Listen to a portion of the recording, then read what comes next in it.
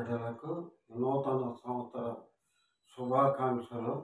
2024లో దేవుడు మనల్ని ప్రవేశపెట్టినందుకు మరి నూతన సంవత్సరం అంశము దేవుని బిడ్డలు దోచలైన వారికి, క్రీస్తు బిడ్డలు దోచలైన వారికి అంశము. రోమిలకు రాసిన పత్రిక 6వ అధ్యాయము 22వ వచనము. అయినను ఇప్పుడు పాపము నుండి విమోచింపబడి దేవునికి దోచలైనందున పరిశుద్ధత కలుగుటే మీకు ఫలము, దాని అంతము నిత్య జీవము. దేవుని యందు నిత్య జీవము కావాలంటే అంతము కావాలి. అంతం అయిన తర్వాత మనం ఎక్కడికి వెళ్తాము? నిత్య జీవము. కనుక సహోదరులారా, మరి 1 కొరింథీ 15:50లో సహోదరులారా, నేను చెప్పినది ఏమనగా రక్త మాంసములు దేవుని రాజ్యము స్వతంత్రించుకొనవు, నేరవు. కనుక క్షయత అక్షయత స్వతంత్రించుకొనను. 52వ వచనము. క్షయమైన ఈ శరీరము అక్షయతను ధరించుకొనవలసి ఉన్నది, మత్స్యమైన ఈ శరీరము అమర్త్యముగా ధరించుకొనవలసి ఉన్నది. మనకి దేవుని యందు మరి కొరింథీ రాసిన పత్రికలో వ్రాయబడినట్టు అపోస్తలుడైన పౌలు సెలవిచ్చి ఉన్నాడు. దేవుని యందు దోచలై ఉండాలా. ప్రతి మానవుడు, ఈ లోకంలో జీవించుతున్న మానవులు దేవుని బిడ్డలుగా ఉండాలంటే రోమీయులకు రాసిన పత్రిక 22వ వచనంలో దాసుడు అని ఇప్పుడు లేఖన భాగంలో మనము చదివి ఉన్నాం. 1 కొరింథీ 7:22లో ప్రభువునందు పిలువబడిన దాసుడు, ప్రభునందు పిలువబడాలా, ప్రభు వలన స్వాతంత్రం పొందిన వాడు ఆ ప్రకారము స్వతంత్రుడై ఉండాలా. పిలువబడిన దాసుడు క్రీస్తు దాసుడు, పిలువబడిన దాసుడు క్రీస్తు దాసుడు. అంటే దేవుడు పిలుస్తాడు. పిలిచినప్పుడు మనం క్రీస్తు దాసులుగా ఈ లోకంలో జీవించాలా. ఈ లోకంలో మనము దేనిని ఆశించకుండా పాపముల నుండి విమోచింపబడి దేవుని దాసుడుగా మరి వాక్యమందు, ప్రార్థన యందు దేవునితో సహవాసము మనము ఉండాలని అపోస్తలుడైన పౌలు తేటగా ఇక్కడ రాయబడినట్లు లేఖనం మనం చూస్తున్నాం. 1 పేతురు 2:16లో రాయబడినట్లు స్వతంత్రులై ఉండియు దుష్టత్వమును కనిపెట్టుడయు మీ స్వాతంత్రమును వినియోగపరచి దేవుని దోచలమని లోబడి ఉండుడి. దేవునికి దోచలుగా లోబడి ఉండాలని ఇక్కడ పేతురు సెలవిచ్చుతున్నాడు. మన దుష్టత్వమును కనిపెట్టుటకు మీ స్వాతంత్రమును వినియోగపరచక, మన స్వాతంత్రము దుష్టత్వమును వాటిని విడిచిపెట్టి దేవుని దోచలమని లోబడాలా. దేవుని బిడ్డలుగా లోబడాలా. దుష్టత్వమును విడిచిపెట్టాలా. వినియోగపరచాలంటే తీసేవేయాల వాటినన్నిటినీ. ఎఫెసీ 6:6లో రాయబడినట్లు మనుషులను సంతోషపెట్టేవారు చేయనట్లు కంటికి కనబడుటే కాక క్రీస్తు దాసులమని ఎరిగి దేవుని చిత్తమును మనస్పూర్వకముగా జరిగించుచు. మనము దేవుని చిత్తము ఎరగాల. దేవుని చిత్తము ఎరగాల, మనస్పూర్వకముగా జరిగించాలా. ఎట్టబడితే అట్లా మనము దేవుని వాక్యము చెప్పకూడదు. దేవుడు పరిశుద్ధుడు కనుక మనల్ని కూడా పరిశుద్ధులుగా చేస్తానని ఆయన సెలవిచ్చి ఉన్నాడు. మనుషులను లక్ష్య పెట్టుటకు చేయనట్లు ఇక్కడ ఎఫెసీ రాసిన పత్రికలో 6:6లో కూడా ఉన్నది. మనుషులను సంతోషపెట్టేవారు చేయనట్లు కంటికి కనబడకే కాక క్రీస్తు దాసులమని ఎరిగి దేవుని చిత్తమును మనస్పూర్వకంగా జరిగించాలా. ఎట్లా పెడితే అట్లా జరిగించడానికి లేదు. ఇక్కడ దుష్టత్వమును విడిచిపెట్టాలా, మనస్పూర్వకంగా చేయాలా. ఇక్కడ స్వాతంత్రము మనకి పొందినవాడుగా ఉండాలా, క్రీస్తు దాసుడుగా ఉండాలా. పిలువబడిన దాసుడు క్రీస్తు బిడ్డలుగా మనం ఉండాలా. అంతేగాని మనము దేవుని యందు నడుచుకోవాలా. ఈ నూతన సంవత్సరములో మరి యేసు క్రీస్తులోనే మనము జీవించాలా. కాగా ఎవడైనా క్రీస్తు నందున్నాడలా వాడు నూతన సృష్టి, పాతవి గతించను కొత్త వాయను. లేఖనంలో ఉన్నది. మరి మనము కూడా చదువుతున్నాం. ఎన్ని సంవత్సరాలు జరుగుతున్నాయి, వారములు, నెలలు, సంవత్సరాలు జరుగుతున్నాయి కనుక మనము ఇంకా పాపము నుండి విమోచింపబడాలా, మారుమనసు పొందాలా. ఇక్కడ దేవుని దోచుడు అంటే ఏంటి? దేవుని బిడ్డ అంతవరకే, దేవుని కుమారుడు అంతవరకే, దేవునిలోనే ఉండాలి ప్రతి ఒక్కరూ. ఇక్కడ కొలిసే రాసిన పత్రిక 3:23-24లో ప్రభువు వలన స్వాస్యము ప్రభు ఫలము పొందుదమని ఎరుగుదురు కనుక మీరేమి చేసినాను అది మనుషులు నిమిత్తము కాక ప్రభువు నిమిత్తము మనస్పూర్వకముగా చేయడి. మీరు ప్రభువు అయిన క్రీస్తునకు దాసులై ఉన్నారు. ఇక్కడ దాసులై ఉన్నారు. ప్రభువునందు ప్రభువు నిమిత్తము మనస్పూర్వకముగా చేయాలి. ప్రభువు నందు క్రీస్తు దాసులుగా ఉండాలి. అంశం ఏంటి ఇక్కడ చెప్పింది? క్రీస్తు దాసులము. క్రీస్తు దాసులమంటే దేవుని బిడ్డలు. ఆయనకు లోబడి ఆయనలోనే జీవించాలా. ఆయనతోనే మనము అంగీకరించాలి ప్రతి విషయంలో. యాకోబు రాసిన పత్రికలో కూడా ఒక మాట ఉన్నది, 1:1లో దేవుని యొక్కయు ప్రభు అయిన యేసుక్రీస్తు యొక్కయు దాసుడైన యాకోబు అన్ని దేశముల యందు చెదరి ఉన్న 12 గోత్రముల వారికి శుభమని చెప్పి వ్రాయనది. ఇక్కడ దేవుని దాసులు మరి ఎవరున్నారు? ఇక్కడ ఎవరున్నారు? అన్య దేశముల యందు చెదరి ఉన్నారు, 12 గోత్రముల వారికి శుభమని చెప్పి వ్రాయనది. మరి దేవుని యొక్కయు ప్రభు అయిన యేసుక్రీస్తు యొక్కయు దాసుడైన యాకోబు. మరి రోమీయులకు రాసిన పత్రిక 1వ అధ్యాయము 1:7 దానిలో కూడా ఉన్నది ఆ మాట. మరి గలతీ పత్రికలో కూడా రాసినది ఉన్నది 1:10 ఇప్పుడు నేను మనుషుల దయ దూచుతున్నాను, దేవుని దయను దూచుతున్నావా? నేను మనుషులను కోరుతున్నానా? నేను ఇప్పుడు మనుషులను కోరుతున్నానా? వాడనైతే క్రీస్తు దాసుడును కాక ఏ పోదును. మనుషులను పెట్టకూడదు, వాళ్ళని వీళ్ళని పెట్టకూడదు, క్రీస్తు దాసులుగా ఉండాల. మరి మనము కూడా యాకోబు రాసిన యోధా రాసిన పత్రికలో 1:1లో యేసు క్రీస్తు దాసుడును యాకోబు సహోదరుడని యోధా తండ్రి అయిన దేవుని యందును ప్రేమింపబడి యేసు క్రీస్తు నందు భద్రము చేయబడి పిలువబడిన వారికి శుభమని చెప్పి వ్రాయనది. ఎందుకనగా దేవుని వాక్యము మనము చదువుతున్నాము, దేవుని బిడ్డలము. మొదటగా చెప్తున్నాం. ఎందుకంటే నేనేమి చేయాలి? Question mark. యేసు దేవుని కుమారుడై ఉన్నట్టు లేఖనములో ఆధారం ఋతువులను అంగీకరించటం వలన నీవు క్రైస్తవుడు కావాలా. ఆజ్ఞలు ఇక్కడ దేవుని కుమారుడైన ఉన్నట్టు లేఖనముల ఆధారములను రుజువు చేస్తున్నాయి. ప్రభు అయిన యేసు ఎవరో, ఆయన ఏమి చేయడానికి ఈ లోకానికి అవతరించారో లోకములో ఎత్తుతగ్గులు లేని సత్య గ్రంథమైన బైబిల్ నీకు తెలియజేస్తుంది. ఇక్కడ దేవుడు ఎవరో, ఎందుకు వచ్చాడు ఈ లోకానికి? నశించిన దాన్ని వెతికి రక్షించుకొనుటకు ఆయన వచ్చాడు. పాపులను రక్షించుటకు ఆయన వచ్చాడు. ఎందుకంటే మనము నీతిమంతులుగా కావాలి. అందువలన ఈ సందేశాన్ని నీవు అంగీకరిస్తావా? నీవు అలా అంగీకరించినట్లయితే నీ పాపముల నుండి నిన్ను రక్షించి నీవు దేవుని బిడ్డ ఒకటకు దేవుని కుమారుడైన యేసుక్రీస్తు శిలువలో మరణించడానికి ఈ లోకములోనికి అవతరించుటకు నీవు విశ్వసిస్తున్నావు.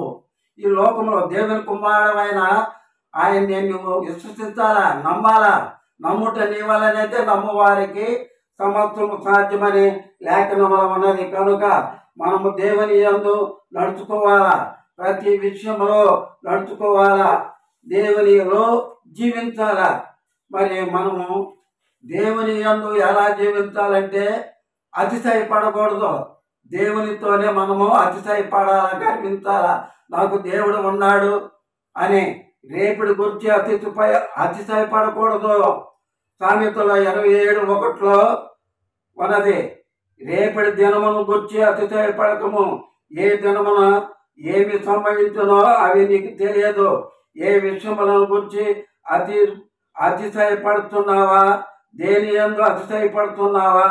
బైబిల్ గ్రంథము నుండి పరిశీలనము చేద్దాం. ఇక్కడ అతిశయించుట అంశం రెండవది. అతిశయించుట అంటే దేవుని యందు అతిశయించాలా, దేవుడు నాకున్నాడని అతిశయించాలా. అంతేగాని నెంబర్ 1 ఆస్తిని గురించి అతిశయపడకూడదు. నాకు ఆస్తి ఉన్నది, అది ఉన్నది, ఇది ఉందని మనము గర్వించకూడదు. ఎందుకంటే దేవుని అందే మనము అతిశయపడాలా, అన్ని విషయంలో అతిశయపడాలా, దేవునిలోనే మనము జీవించాలా. లోకారాసిన గ్రంథములో 12వ అధ్యాయము 18-21 ధనవంతుడు నా ప్రాణమా అనేక సంవత్సరముల విస్తారమైన ఆస్తిని సమకూర్చుకొనిబడి ఉన్నది. అనుభవిస్తున్నాడు. తినుము, త్రాగుము, సంతోషించుము, చెప్పుకొంచుతాను. దేవుడు చూచాడు. వెర్రివాడ, ఈ రాత్రి నీ ప్రాణము నేను అడుగుతున్నాను. అక్కడ ఆస్తిని గురించి ఆయన తన ప్రాణంతో మాట్లాడుతున్నాడు. తినుము, త్రాగము, అనుభవించు, సుఖించుమని మాట్లాడే, కానీ దేవుని యందు మనము జీవించాలి. అందుకే దేవుడు వెర్రివాడ, ఈ రాత్రి నేను ప్రాణమును అడుగుతున్నానని సెలవిచ్చి ఉన్నాడు.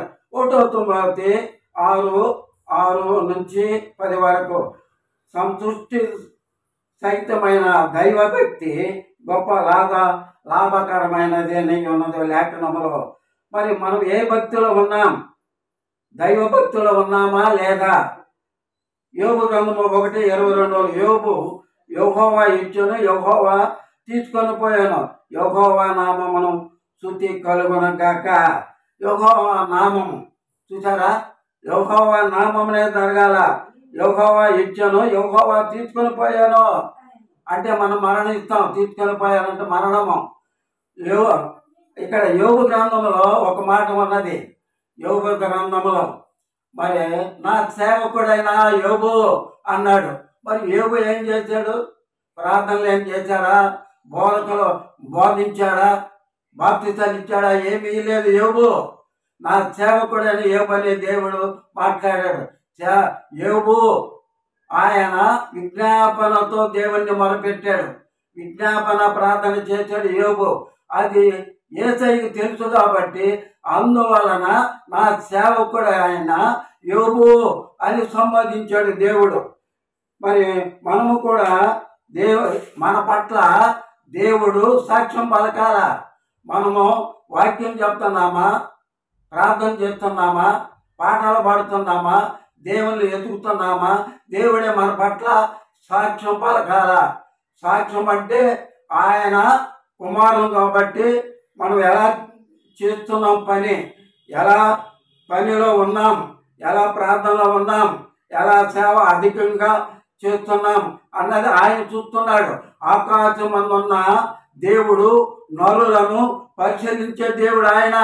భూమి మీద ఉన్నామంటే భూనివాసం, పరలోకంలో ఉన్నామంటే పరలోక నివాసులు. భూమికి తేడా ఉన్నది, పరలోక తేడా ఉన్నది. మత్తయి సువార్త 28వ అధ్యాయంలో ఆయన పరలోకముందున్న నాకు అధికారం ఉన్నది, భూమి మీద సర్వాధికారము ఉన్నది ఆయనకే. మనకి ఏ అధికారాలు లేవు, ఏ బలము లేదు, ఏ శక్తి లేదు. ఆయన అధికారం ఇస్తేనే బలము, శక్తి, మహిమ, ఘనత, ప్రభావాలు ఉంటాయి. దేవుడే ఇయ్యాల. ప్రతి విషయంలో, అన్ని విషయంలో దేవుడే ఇయ్యాలని మాట్లాడి ఉన్నాడు. మనము దేవుని యందు మరి శరీరాన్ని బట్టి భౌతిక సంబంధమైన స్థితిని అతిశయించకూడదు. మన శరీరాన్ని బట్టి భౌతిక సంబంధమైన స్థితి అతిశయించకూడదు అంటే గర్వించకూడదు. మనము దేవుని ఆడాలా, దేవుణ్ణే మనము గణపరచాలా, దేవుణ్ణి స్తుతించాలా, దేవుని యందు అతిశయపడాలని. రేపటి గురించే అతిశయపడకూడదు, రేపటి దినము గురించి అతిశయపడకూడదు. ఏ దినము ఏది సంభవించునో అది నీకు తెలియదు. మనం ఇప్పుడు ఇంట్లో నుంచి బయలుదేరి బయటికి వెళ్తున్నాం. మనం ఇంటికి వచ్చిన దాకా ఉంటామని మనకు తెలియదు. ఏది ఏ టైంలో ఏమి సంభవించో మనకు తెలియదు. దేవుని చిత్తానుసారంగా జీవిస్తే దేవుని దూతలు మన పట్ల బాడీ గార్డ్స్గా ఉంటారు. దేవుడు మనకు తోడుగా, నీడగా, అండగా, కొండగా, కోటగా ఉంటాడు. అందువలన శరీరం బట్టి భౌతిక సంబంధమైన స్థితి అతిశయించకూడదు. అందుకని ఇక్కడ దేవుని యందు ఏ రోజు రాజు దేవుని కంటే హెచ్చించుకొని మహిమపరచనందున దేవుడు అతనిని మొత్తెను గనుక పురుగులు పడి ప్రాణం విడిచాను. దేవుడు ఏ రోజుని మహారాజు అయినా మొత్తాడు, అయిపోయాడు, ప్రాణం పురుగులు పడి చనిపోయాడు. మరి హెచ్చించకూడదు, ఆయన రాజు, ఆయన హెచ్చించకూడదు, దేవుని యందు అతిశయపడకూడదు. తను తాను తగ్గించుకున్నవాడు హెచ్చించబడనని లేఖనములో ఉన్నది. తను తాను తగ్గించుకున్నవాడు హెచ్చించబడనని లేఖములో ఉన్నది. కనుక పౌలు తనకున్న భౌతిక సంబంధమైన ప్రతి ఆధిక్యతను పెంటతో సమానంగా ఎంచాడు. దేవుని యందు అతిశయపడాలా. మనం ప్రతి విషయంలో పౌలు తేటగా చెప్పాడు, పెంటతో సమానంగా ఎంచుకోవాలా. మనము సిగ్గుపడవలసిన సంగతులను అతిశయపడుతున్నారు. చాలా మంది దేవుని యందు సిగ్గుపడుతున్నారు. ప్రార్థన చేయమంటే సిగ్గుపడతారు. మరి దేవుని యందు ఇప్పుడు దేవుని అందు 1-2 మాటలు చెప్పి ఉన్నాను. మరి దేవునిలో మనము ఎలా ఉండాలి, ఎలా జీవించాలి. మరి 5వది సమయం ఉన్నది, అతిశయపడకూడదు. నాకు సమయం ఉన్నది, నేను ఇంకా ఆ పని చేయాలి, ఇల్లు కట్టాలి, మరి నేను ఇంకా పనులు చేయాలి, ఎన్నో వాళ్ళకి అన్ని అవకాశాలు ఉంటాయి. కానీ దాని యందు సమయం ఉన్నదని మనం అతిశయపడకూడదని మత్తయి సువార్త 24:43లో మీరు అనుకున్న గడియలో మనిషి కుమారుడు వస్తును కనుక మీరు సిద్ధముగా ఉండండి. మనిషి కుమారుడు వస్తాడు, ఆయన మేఘారుడే వస్తాడు. మేఘారుడు వచ్చే టైంలో, పరలోకము నుండి ఆయన వచ్చే టైంలో మనము నీతిమంతులు ఉండి ఆయనను స్తుతించాలా, కేకలు వేయాలా, పాటలు పాడాలా. మరి ఆయన లేకపోతే మనము కింద భూమి మీద ఆయన మనల్ని ఏం చేస్తాడు? భూమి మీద కళ్ళు కనపడవు, బుద్ధిహీనులు, పాపములు ఉన్నవారు కొండలు బండలు కొట్టుకొని చచ్చిపోతారు. వాళ్ళు దేవుని యందు వాళ్ళు ఉండరు. దేవునితో ఉన్నవారు, ఆయనతో ఉన్నవారు నీతిమంతులుగా ఉండి వాళ్ళు పాటలు పాడి స్తుతిస్తారు. కనుక ప్రసంగిలో ఒక మాట ఉన్నది 8:11లో దుష్క్రియలు తగిన శిక్ష శీఘ్రముగా కలుగక పోవుట చూచి మనుషులు భయము విడిచి హృదయపూర్వకముగా దుష్క్రియలను చేయుదురు. హృదయపూర్వకము చేస్తున్నారు, దుష్క్రియలు పాపాలు చేస్తున్నారు. మనస్పూర్వకముగా హృదయపూర్వకముగా అనేక విధములుగా భయముని విడిచి హృదయపూర్వకముగా దుష్క్రియలు చేయుదురు. మరి ప్రసంగిలో ఈ మాట రాయబడినట్టు మనం తెలుసుకుంటున్నాం. రేపు ఏమి సంభవించునో నీకు తెలియదు, ఏమి సంభవించునో నీకు తెలియదు. కనుక మనం ఎలా ఉండాలి? ఆహారము, పిచ్చుకలు, పక్షులు అరణ్యానికి వెళ్ళిపోతాయి, మళ్ళీ తిరిగి వస్తాయి. ఆ పక్షుల గతి మన గతి లాంటిదని పోల్చాడు. మన గతి ఎలా ఉంటున్నాం, ఎలా జీవిస్తున్నాం? అవి ఆహారాన్ని కూర్చుకొనవో, మనం అన్నీ సమకూర్చుకుంటాయి. కనుక మరి 5వ మాట అది. మరి జీవాన్ని కూర్చున్న అంతము ఉంది. జీవాన్ని కావాలా? యాకోబులో మరి 4:13-16 మీ మీరు అనుకున్న గడియ మీరు కొంతసేపు కనపడి అంతలో మాయమైపోవు ఆవిరి వంటి వారు. కొంతసేపు కనపడి కొంతసేపు ఆవిరి వంటి వారమై ఉన్నాం. మనం యాకోబులో రాయబడినట్లు మనము ఇంతలో కనపడే ఆవిరి అయిపోతాం. నీటి బుడగ లాంటిది మన జీవితం, ఆవిరి లాంటిది మన జీవితం. మన జీవితము త్రాసు మీద ధూళి లాంటిది మన జీవితం. ఎగిరిపోయింది, ఎప్పుడు ఎగిరిపోయిద్దో ఏ మానవుడికి తెలీదు. కనుక ఇక్కడ 6వ మాటగా మాట్లాడుతున్నాను. దేవుడే అందరినీ జీవమును ఊపిరిని సమత్వమును దయచేవాడు. ఏమిస్తున్నాడంటే దేవుడు అందరికీ జీవమును ఊపిరిని సమత్వమును దయచేవాడు.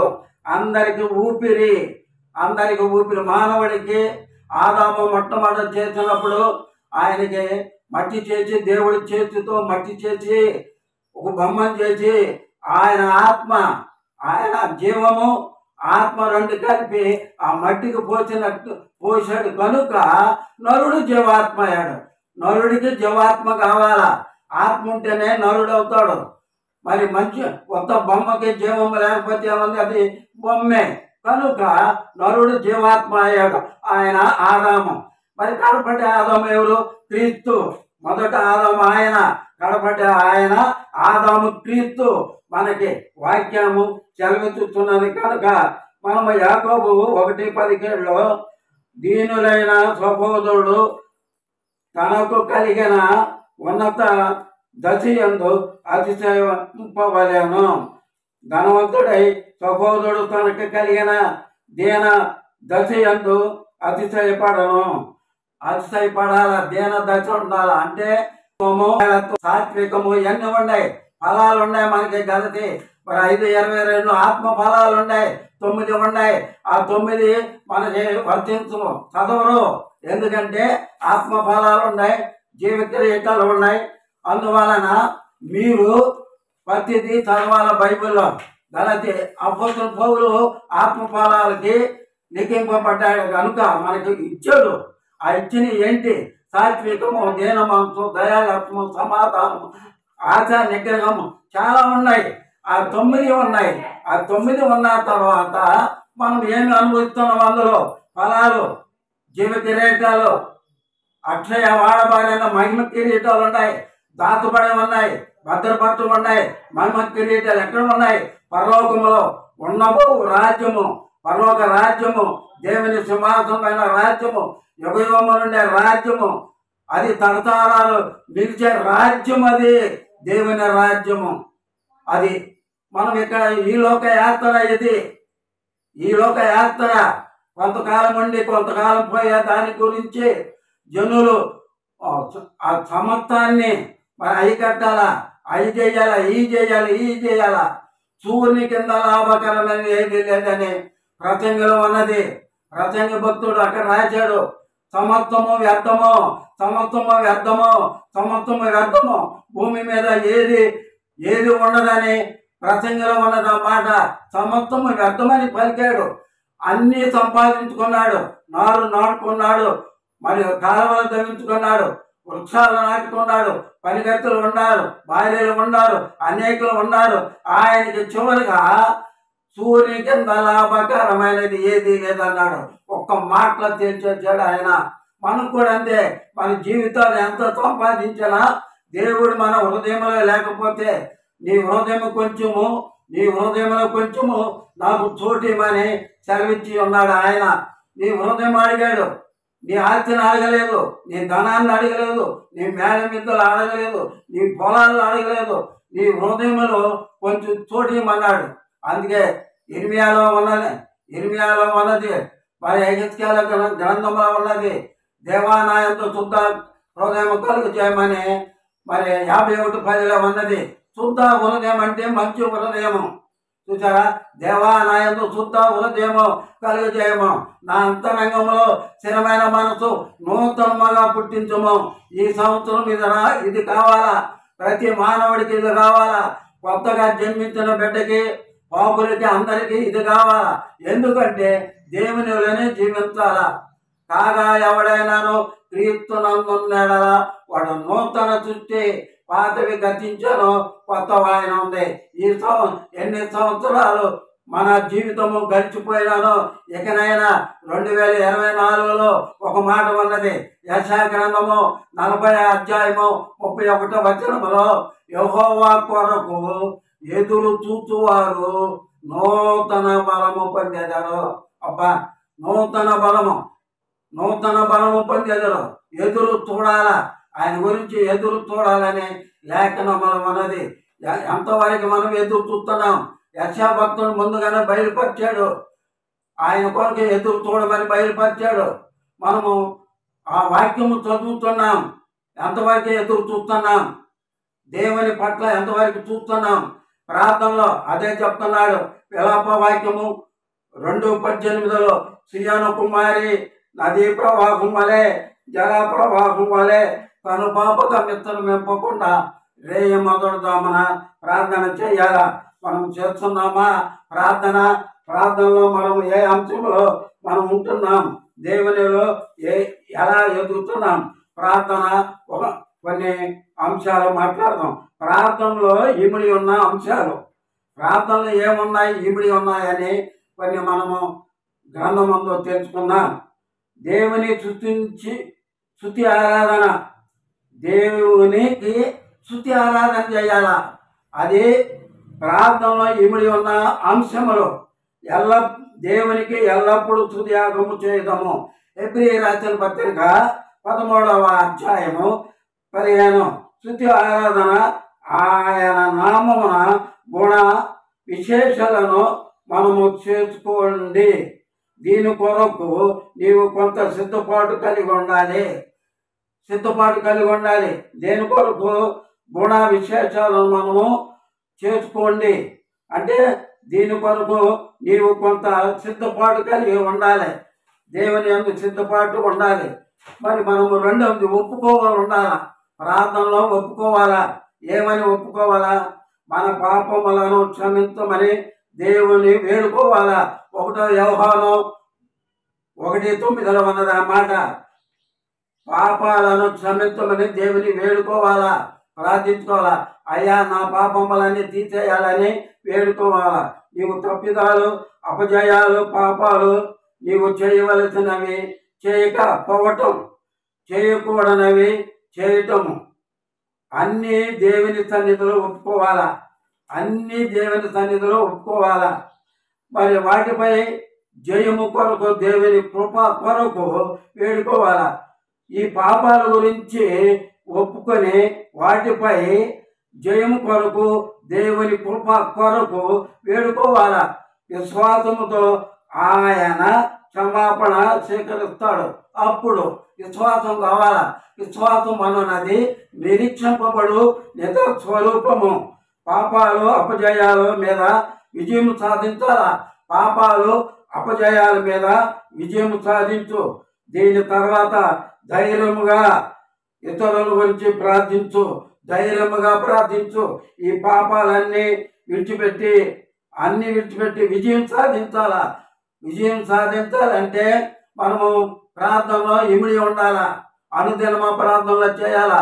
స్తుతి ప్రార్థన, విజ్ఞాపన ప్రార్థన, సొంత అక్కడికే ప్రార్థన, అందరం గురించి ప్రార్థన చేయాలా. సంఘాల గురించి ప్రార్థన చేయాలా. దేశం గురించి ప్రార్థన చేయాలా. కుటుంబాల గురించి ప్రార్థన చేయాలా. ఆత్మహత్య రోగుల గురించి ప్రార్థన చేయాలా. ప్రార్థన చాలా ప్రాముఖ్యమైనది. అన్నిటికంటే ముఖ్యమైనది ప్రార్థన.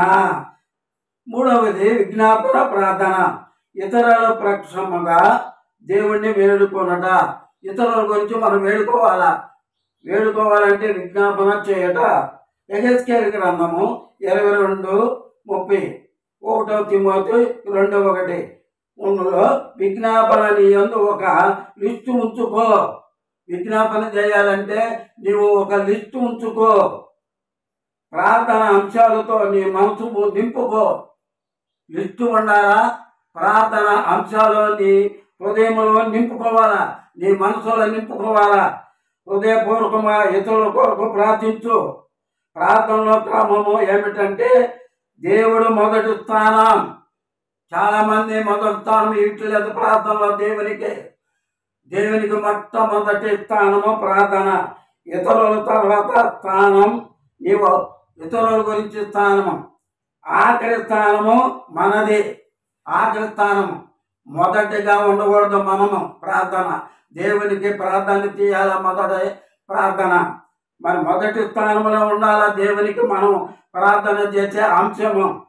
తర్వాత స్థానము ఇతరుల గురించి చేయాల. అప్పుడు అది సరిగా పనిచేస్తుంది. ఎవరి గురించి పని చేయకుండా ఉండాలంటే మన ప్రార్థన దేవుడు అంగీకరించాడు. అందుకే విజ్ఞాపన ప్రార్థన. ప్రతిదీ విజ్ఞాపన చేయాల. ఆయనకు మొరపెట్టాల. మొరపెట్టిన దినము నేను నీకు ఉత్తరం ఇచ్చేదని సెలవిచ్చి ఉన్నాడు. కనుక మొరపెట్టాలా. దేవుని యందు మొరపెట్టాలా. ప్రతి ఒక్కరు విజ్ఞాపన చేయాల. ప్రార్థనలో జీవించాల. ప్రార్థనలోనే మనము ఏకమవ్వాలా. మరి ఇక్కడ సొంత మానవుడు ఉన్నాడు. మానవుడే మత్తయి సువార్త 7వ అధ్యాయము 7-11. కుటుంబము, పోరు, నీ వ్యక్తిగత అక్కరల కొరకు ఆరోగ్యము, ఆకాంక్షలు, పథకాలు, ధ్యేయాలు, కోరికలు, ఇవన్నీ సొంత ప్రార్థన. బాగా గమనించండి. ఆరోగ్యము, ఆకాంక్షలు, పథకాలు, ధ్యేయాలు, కోరికలు మొదలవి గూర్చి ప్రార్థించాలంటే కనీసం ఒక హాఫ్ అన్ అవర్ అయినా ప్రార్థన చేయాలా. ఎందుకంటే సొంత ప్రార్థన అది. మానవుల గురించి ప్రార్థన అది. తర్వాత ఆలకించుడి. యోహోను 10:27 నిశ్శబ్దముగా ఉండి దేవుని స్వరము విను. యేసు చూసారా, యోహోను సువార్తలో నిశ్శబ్దముగా ఉండి దేవుని స్వరము విను. యేసు ప్రేమ, పవిత్రత, మంచితనము, దయ, కృప మీద నీ మనసు కేంద్రీకరించాలా.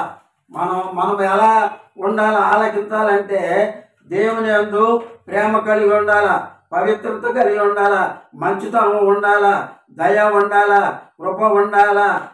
దాని మీద నీ మనసు కేంద్రీకరించాలా.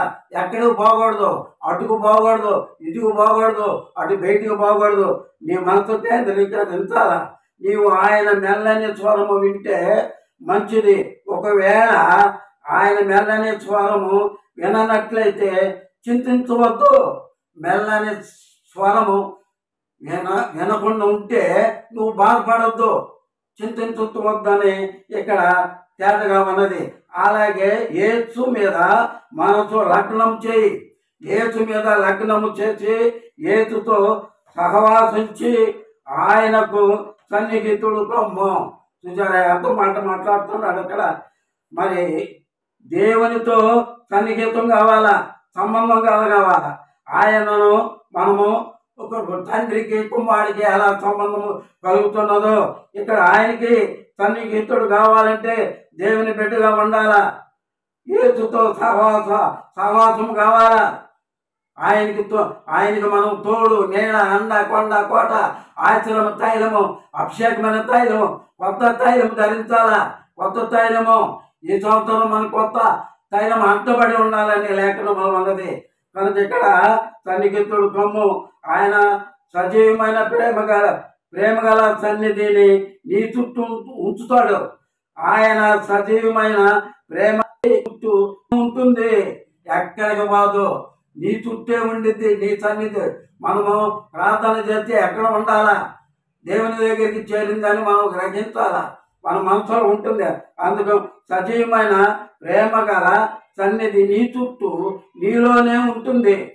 నిశ్శబ్దముగా ఆయన సన్నిధిని అనుభవించు, స్తుతులు చెల్లించు, అనుభవించు. అనుభవించాలా, ఆయన సన్నిధిలో అనుభవించాలా, స్తుతించాలా, చెల్లించాలా. మనం ఎట్టున్నాం. చివరిగా మరి దీంట్లో కృతజ్ఞత అర్పణలు అంటే 1వ రాసిన పత్రికలో మరి 5:18 ఉన్నది. దేవుడు నీ జీవితంలో చేసిన కార్యములు చూడండి. దేవుడు నీ జీవితంలో చేసిన కార్యాలు, నీ ఆరోగ్యము, కుటుంబము, వసతులు, జ్ఞానము, దీవెనలు అన్నిటినీ హృదయపూర్వకముగా దేవునికి కృతజ్ఞత స్తుతులు అర్పించు. దేవునికి కృతజ్ఞత స్తుతులు అర్పించాలా. నీ ఆరోగ్యం గురించి, నీ కుటుంబం గురించి, నీ వసతుల గురించి, జ్ఞానం గురించి, దీవెనలు అన్నిటిని బట్టి హృదయపూర్వకముగా దేవునికి కృతజ్ఞత స్తుతులు చెల్లించాలని. కృతజ్ఞతలు చాలా మంది పెట్టరు. కుటుంబాల్లో మేలు చేస్తాడు దేవుడు. వాళ్ళ కుమారులకి పెళ్లిళ్ళు చేస్తారు, వాళ్ళ కుమారులకి కుమార్తెలకి ఉద్యోగాలు వస్తాయి. ఆపదలు ఉన్న వాళ్ళకి దేవుడు మేలు చేస్తాడు. చాలా మంది పెట్టలేని కుటుంబంలో కృతజ్ఞత స్తుతులు చెల్లించాల. దేవునికి మొట్టమొదటిగా చెల్లించాల్సిన బాధ్యత, రెస్పాన్సిబిలిటీ దేవుని బిడ్డలకే ఉంటుంది. దేవుని నమ్ముకున్న బిడ్డలకే ఉంటుంది. దేవునితో సవాసం కలిగిన బిడ్డలకే ఉంటుంది. కానీ ఇక్కడ తిమోతి రాసిన 1వ పత్రికలో 2:1 మనము సంపూర్ణ భక్తియు మాన్యత కలిగి నెమ్మదిగాను సుఖముగాను బ్రతుకు నిమిత్తము అన్నిటికంటే ముఖ్యముగా మనుషులందరికీ కొరకు, రాజుల కొరకును, అధికారుల కొరకును, విజ్ఞాపన కొరకును, ప్రార్థనలను, యవనలను, కృతజ్ఞత స్తుతులను మనం హెచ్చరించాలి. ఎందుకంటే ప్రార్థన అంటే ఏంటి? ప్రార్థనలు ఇవన్నీ ఇమిడి ఉన్నాయి. ప్రార్థనలో కృతజ్ఞత అర్పణలు చెల్లించాలా. దేవుని యందు మనము కృతజ్ఞత స్తుతులు చెల్లిస్తే మనము ఎన్నో ఆశీర్వాదాలు ఎక్కువ వస్తాయి. దేవుని యందు ప్రేమ కలిగి, దేవుని యందు మనకి ఇంకా కుటుంబాల్లో డెవలప్మెంట్, కుటుంబాల ఆశీర్వాదాలు దేవుని యందు మనము ఉండాలని దేవుని పేరట మనం చేస్తున్నాము. మరి భూ సంబంధమైనది, పరలోక సంబంధమైనవి రెండు. భూ సంబంధమైనది, పరలోక సంబంధమైనది. మత్తయి సువార్త 6:25 అందువలన నేను మీతో చెప్పినది ఏమనగా, ఏమి తిందుము, ఏమి త్రాగుదుము అని మీ ప్రాణము గుర్చైనను, ఏమి ధరించుకుందుము అని మీ దేహము గుర్చైనను చింతపబడి. ఆహారం కంటే ప్రాణము, వస్త్రం అంటే దేహమును గొప్పవి కావా? చూసారా? ఇక్కడ భూ సంబంధమైనవి ఇవి. లోకాసు వార్తలో ఉన్నది 17, 26, 27 నోవాహు దినములలో జరిగినట్లు మనిషి కుమారుని దినములలో జరుగును. నోవాహు ఓడలో నీకు వెళ్ళిన దినముల వరకు జనులు తినుతూ, త్రాగుతూ, పెళ్ళాడుతూ, పెళ్లికి ఇవ్వబడుతూ నుండి అంతలో జల ప్రళయము వచ్చాను కనుక నాశనం వచ్చేసను. లోతు దినములలో జరిగినట్లు జరుగును. జనులు తినుతూ, త్రాగుతూ, కొనుతూ, అమ్ముతూ, నారు నాటుకొనుతూ, ఇళ్ళు కట్టుకొనుతుందని. ఇక్కడ భూమి మీద ఉన్నవారు నోవాహు దినములలో జరిగినట్లు మనిషి కుమారు దినములలో జరుగును. నోవాహు పడవలోనికి 120 years 120 సంవత్సరాలు నోవాహు బోధించాడు, ప్రకటించాడు. మీరు రండి, సువార్త వినండి, లోపలికి రండి, ఈ పడవలకు రండి అంటే వాళ్ళ కుటుంబం వారే వచ్చారు, ఎవరు రాలా. ఎందుకంటే వాళ్ళు తింటున్నారు, తాగుతున్నారు, పెళ్లి చేసుకుంటున్నారు, నారు నాటుకుంటున్నారు, కొనుక్కున్నారు. ఇలా ఉన్నారు. భూ సంబంధంగా వాళ్ళు ఉన్నారు. కనుక మనము కూడా దేవుని పట్ల ఎలా ఉంటున్నాం? భూ సంబంధంగానే జీవిస్తున్నామా? ఆ ఓడలకు పోతున్నామా? జంతువులన్నీ పోయినాయి. జంతువులు ఆడ మగ ప్రతి జంతువు వెళ్ళిపోయింది. దేవుని ఆజ్ఞ ప్రకారముగా ఆయన పడవ కట్టాడు, అంతే. జనాలు వచ్చారు, వాళ్ళ కుటుంబం వాళ్ళు వచ్చారు, అంతింపబడ్డారు. చూసారా? రక్షణ దొరికింది వాళ్ళ కుటుంబం వారికి. ఇక్కడ ధనవంతుడు ఉన్నాడు. లోకాసు వార్త 16:19 ధనవంతుడు ఉండెను. అతడు ఉదారంగా బట్టలు, సన్నపనార వస్త్రములు ధరించుకొని ప్రతి దినము బొగ్గుగా సుఖపడుతున్నవాడు లాజరు అని ఒక దరిద్రుడు ఉన్నాడు. లాజరు అనే దరిద్రుడు ఉన్నాడు. కానీ ఇక్కడ ధనవంతుడు మరి లాజరు. ధనవంతుడు అంటే ఉన్నవాడు, లాజరు దరిద్రుడు. కనుక మరి ఈ వాక్యము నాకు ప్రేరేపణ కలిగి నా నెంబరు సెల్ నెంబరు 9948340448 నా సెల్ నెంబర్. నా అకౌంట్ నెంబర్ 3085 ఆ నెంబర్ మీద 3085 43 93 303 నా అకౌంట్ నెంబర్. మీరు మరి మనస్పూర్వకంగా మీరు కానుకలు ఏమైనా సమర్పించాలని ఇవ్వదలుచుకున్న వారు ఆ నెంబర్కి ఆ అకౌంట్కి ఇవ్వగలరని మనం చేస్తున్నాను, విజ్ఞాపన చేస్తున్నాం. దేవుడి వాక్యం దీవించును గాక. ఆమె చిన్న ప్రార్థన.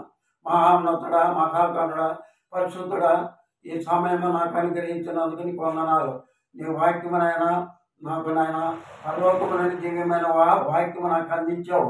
తండ్రికి వందనాలు, స్తుతులు చెల్లించుకుంటున్నాను. ఈ ఛానల్ ద్వారా మాట్లాడి ఉన్నాను తండ్రి. అనేక అంశాలు బయలుపరిచినందుకు నీకు వందనాలు. ఓ ప్రభా, ఆత్మతోనే మాట్లాడాము నాయన, ఆత్మతోనే జీవించాలని ఆయన. ప్రతి ఒక్కరూ శరీరం కాబట్టి శరీరము విడిచిపెట్టాలా. శరీరం అంటే ఈ లోక సంబంధ శరీరం ఇది.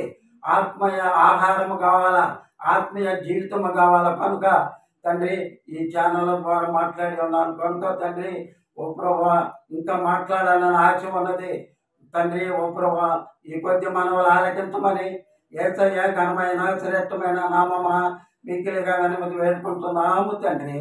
ఆమేన్. తండ్రి యొక్క కుమారుని యొక్క పరిశుద్ధాత్మ సదాకాలం తోడై ఉన్నది. ఆమేన్.